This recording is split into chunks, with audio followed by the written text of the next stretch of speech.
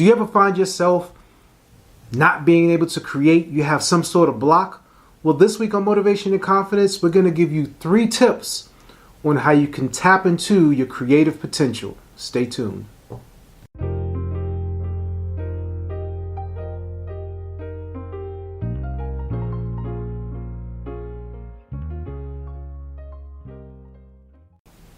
Thank you so much for tuning in. I'm your host, Tom Danger. This is Motivation and Confidence.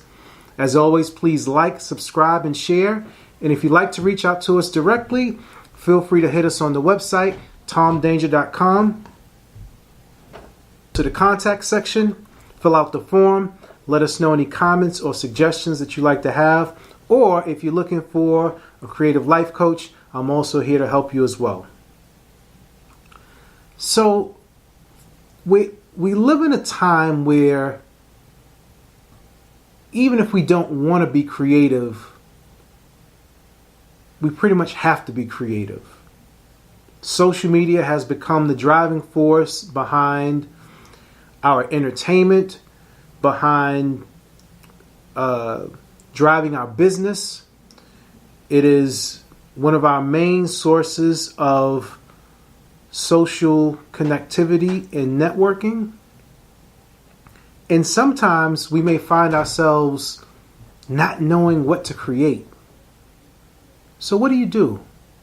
You know, there are so many different theories on how to grow a social media platform.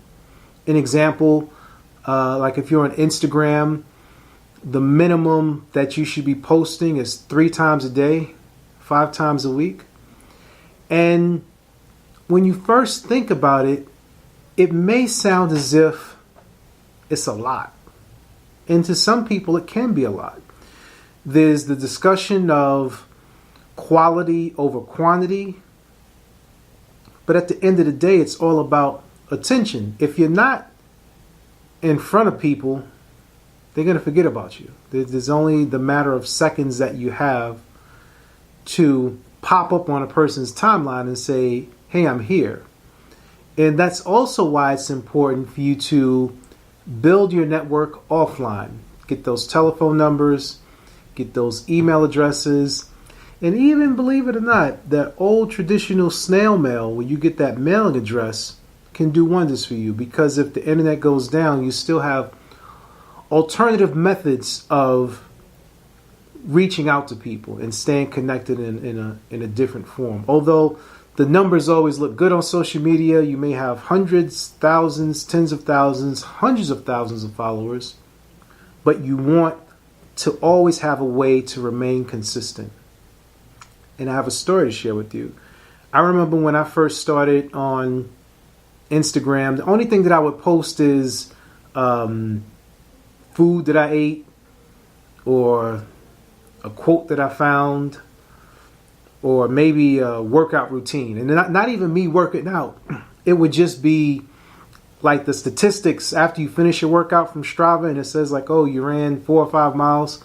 That's all I would post. From time to time, I post a picture of my wife or the kids.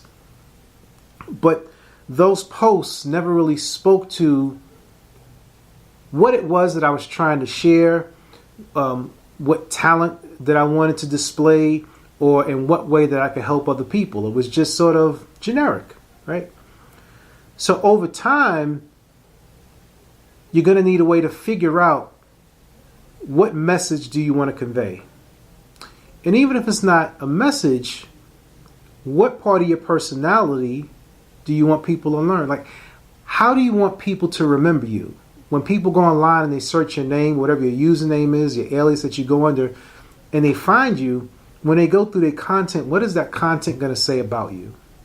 Right?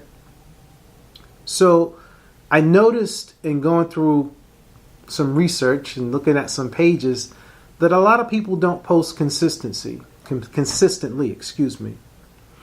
And you have other people who post consistently and then all of a sudden they stop.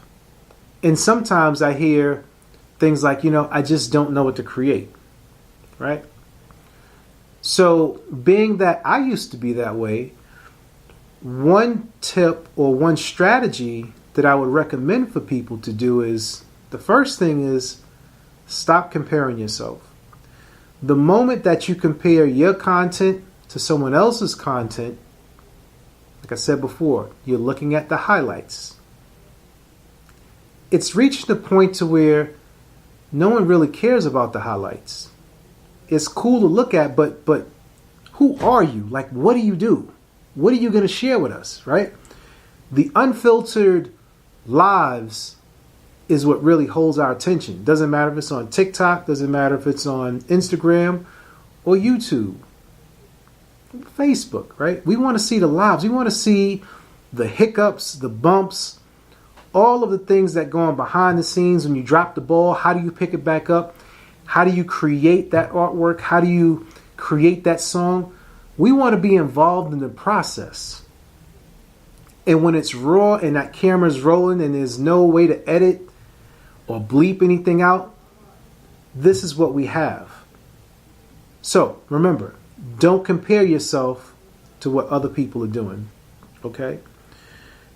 Another thing that you can do, and this is going back to probably the first episode of the podcast, when we talk about writing down your ideas, but this time we're going to say, draw your ideas.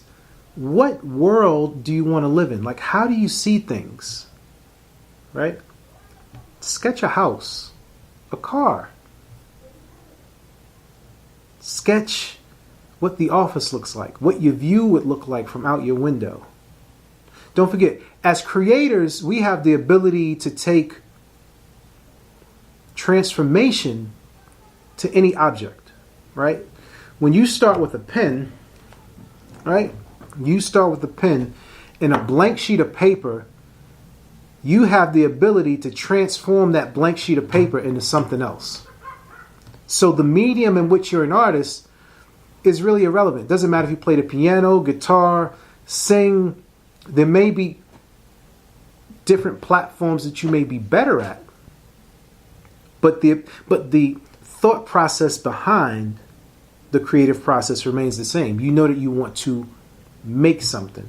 Okay? So you can also start drawing out, mind mapping, the how you want things to look. You have to continually do that. Okay? And the third thing that I like to recommend is growth mindset. And then the growth mindset is no matter what you're doing, keep creating. Now, you don't have to create the same type of content over and over, but you can create whatever you like. Cook a meal, paint a picture, take up a class, study other artists, study other creators, ask questions. How did you make that? What's like, be your own detective, like be your own forensic detective and figure out the clues or the parts of how did they make that happen? Like we shot a video a couple of weeks ago and we looked at a Missy Elliott video and we said to ourselves, how could we recreate that?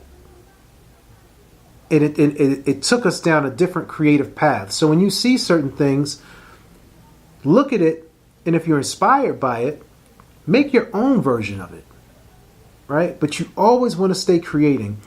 Don't allow yourself to get burned out by creating things in the only way that you're natural at. Once in a while, you can step away from the things that you're natural at and step into the adaptive, the things that you're not necessarily good at, to strengthen your natural. Okay? So, if you've had a creative block, I hope these 3 tips will help you. And if you have any other tips that you would recommend, please feel free to leave a comment. This is Motivation and Confidence, where we help you do your daily best.